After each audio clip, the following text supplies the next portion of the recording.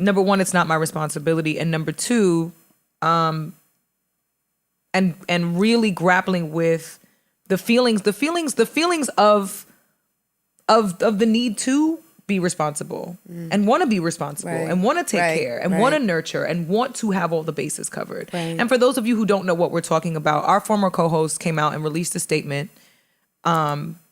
regarding her reason for her departure from the Joe Budden network. And she cited that it was because of sexual harassment from our network head, who participated in an episode with us that made her feel mortified, was her word, and wildly uncomfortable. And my immediate response this morning was, number one, do I call her? Because when she left, the manner in which she left, it was very abrupt. Yeah. There was no conversation prior to her leaving. I was not expecting it. She left us in a text message. And also it was on a day when we had a photo shoot. So it was like we were all here waiting for her, and she didn't come. Didn't show up. She just didn't show up and text us that she would not be showing up. She didn't feel well, and then we were all said she didn't feel well. She said she didn't feel well. Okay. And then we're all like, all right, cool, let's just wait it out. Let's see, should we leave? Do we go to Brooklyn? Do we make sure she said, no, my mom is coming to get me. I'm coming to make sure I'm good.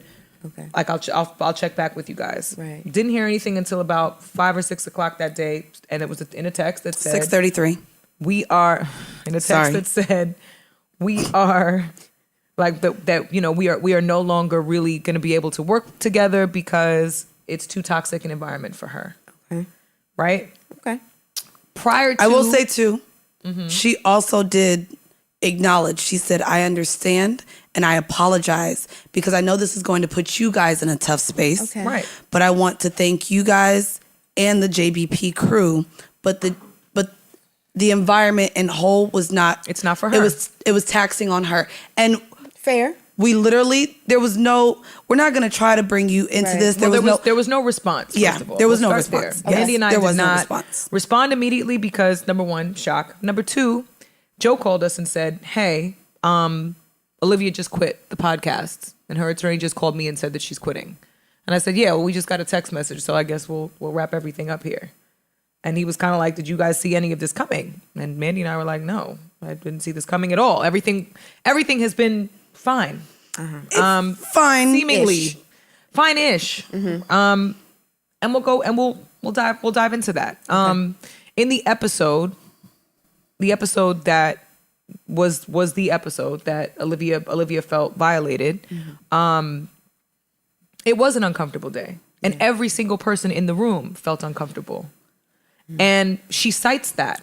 And everyone times. And what you guys can't see behind the scenes is that everyone is nodding like, yeah, it was pretty uncomfortable. It was very uncomfortable for all of us, right? Mandii and I have known Joe for a much longer time. Yes. Right? Mandii and I have different friendships with Joe. Joe and I have also done Love and Hip Hop. So I know when performative Joe turns on. Hits the scene.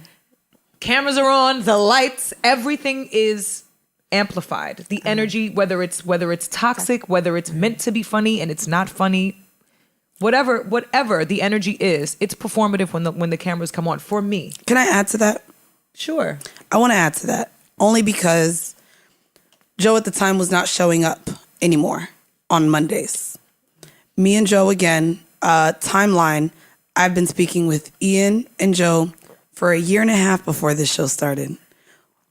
Knew he wanted to start a network, and I knew I wanted a different show in a different direction, and we've been collaborating since then. Joe stopped showing up, and after a conversation with Ian that Sunday, I said, there's some, needs that aren't being met for everyone as it pertains to the network and your presence. I let him know that based off of a conversation. Joe said, no, I'm showing up. I'm going to come in and sit on the episode so we can hash this out. Not only that, I want to know what is needed from me. What can I do more? Yeah. Joe said, I wasn't even coming in today. I'll see you at the studio. Right. So he came in. Okay. Yes. We engage in this conversation, in this exchange about the fact that we've reached out and have not gotten the response that we wanted. The conversation went further, even within the network, about people not feeling like he was accessible and approachable about certain issues that might have been had. Production issues, not personality issues. Right. Not that we knew of, but production issues. And it was made very clear that Olivia and Joe never spoke. He said it several times. Everybody has complaints. We found out that they had only spoke twice. They had never had any interaction. I didn't know that they weren't engaging at all. I didn't know that. Till right here. So when this exchange is happening, Mandii and I are laughing about our own exchange because I don't give a fuck with Joe. You know what I'm saying? That's my relationship with Joe. That's Mandi's relationship with Joe. Right. We take what's being thrown when these cameras and mics are on with a grain of salt. We do. And it's not to excuse. It's not to excuse. Oh yeah, no, never. Anyone feeling uncomfortable if you're not familiar and you don't have that rapport with him. Right. It's understandable. We carry on through the episode. By the end of the episode filming, we are all left a little bit like we took a break. We take a break. We took a break before restarting the episode. So once Joe left, there was a pause and a consensus with everyone in production. And we went back and we were like, you know what? This is a little odd. Throughout the entire break, every single person, and Olivia states it very plainly in her video, that every single person goes to her and asks her if she's okay. Are you comfortable? Are you cool? Because that was a bit much. Joe asked, are you okay? Because that was a bit much. I actually recall Joe saying, I'm sorry if that was a lot. I'm sorry if I was doing too much during y'all's episode. To us, all of us, saying, I'm sorry if I was giving y'all a little bit too much. That might have been a lot. Not even, you know, a lack of acknowledgement of his behavior went on. There was still kind of like, everyone was still kind of like, the energy's a little weird, but when we get back from break, we'll fix it. We'll fix it amongst ourselves. Right. Every single person, from Parks to Savon to Mandii to Alex, every single person said, Liv, are you all right? Because you seem a little uncomfortable. Are you okay? Should we take this stuff out? We filmed, but Parks pulled her aside and said, whatever you want taken out doesn't have to go out. Whatever you felt uncomfortable with, Parks said, I'll let you listen back to the entire exchange. Whatever you were not comfortable with, I'll sit here and snip it out right now. It doesn't go out.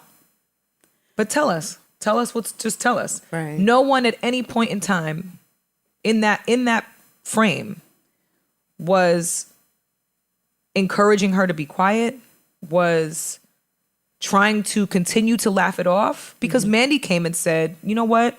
Let's take that part out because whatever y'all got edited out, it was, and this is where I hate that people are acting like, oh my God, Mandi's for women and you're in this space. And I looked at her as she said, no, it's all fine. You could just keep it in Parks. I looked at her and said, no, Liv, you looked uncomfortable. And me hearing that and how any other woman would listen back to that, executive decision on me. Parks, let's take that out. Let's take this out. Everybody was in complete agreement. Compliance. So the narrative that I took the edits out, but the narrative, I let the narrative, Liv know the we narrative were that for in her. that space,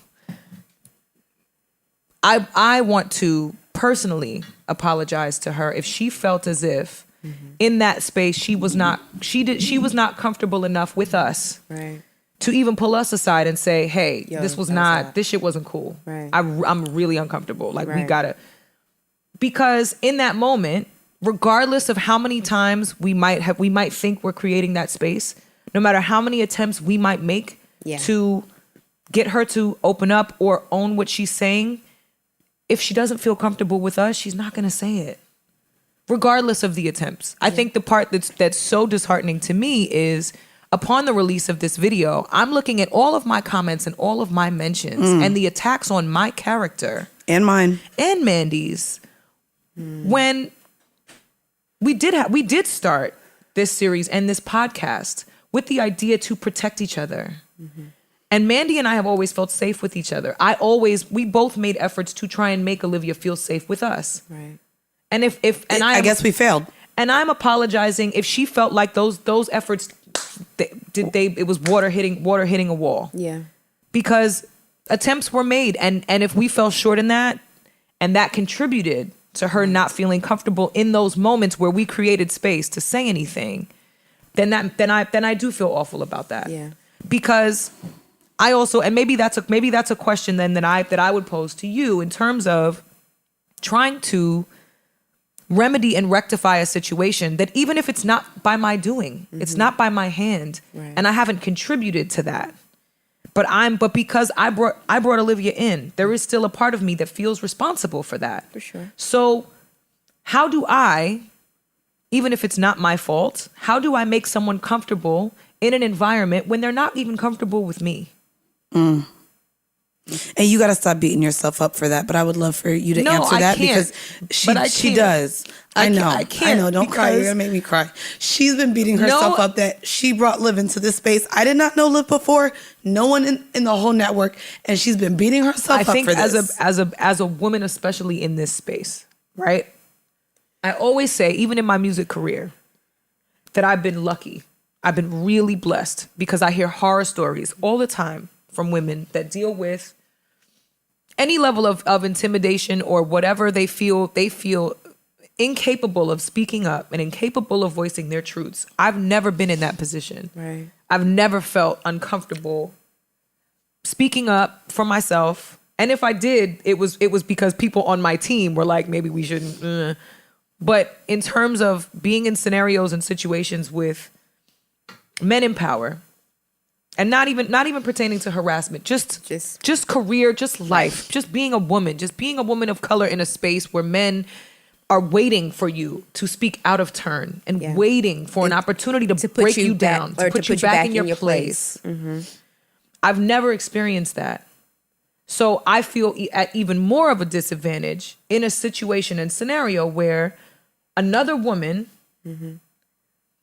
maybe she expected me to do more or say more. Maybe she didn't. Maybe she actually was kind of like, don't worry about it, sis. I'm gonna just ride out by myself, which was the impression that I got even in my follow-up conversation when she left, because regardless of what transpired that day on that episode, we continued business as usual for 3 weeks after that. There were 3 different episodes after that where we all showed up here as if we were okay and all good. Yeah. And we continued to talk to each other and reach out to each other and check on each other. And there was never an indication of anyone being mortified, which makes me feel worse that she sat with this for 3 months. Right. And maybe didn't even know how traumatized she was for 3 months. So sat with us and was like, it's cool, ladies. I'm sorry. This is just not for me. This has nothing to do with me. Blah, blah, blah, blah, blah. It's nothing to do with y'all. This is, it's something I'm dealing with over here. And that's that. Right. And there's no room in this conversation, by the way, for anybody to, I just want us to normalize not having to say you believe or you don't believe what someone says. Take that completely out of the equation because it's inconsequential. It doesn't matter. If a woman says she's uncomfortable, she's uncomfortable. It doesn't matter who agrees. It doesn't matter who believes. If she's uncomfortable, she's uncomfortable. It's an absolute statement, full stop. It doesn't matter, period. It doesn't matter what the circumstances surrounding that. If a woman is uncomfortable, she's uncomfortable. That's it. Yeah. That's it. That's not, that there's no debate. There's no debate.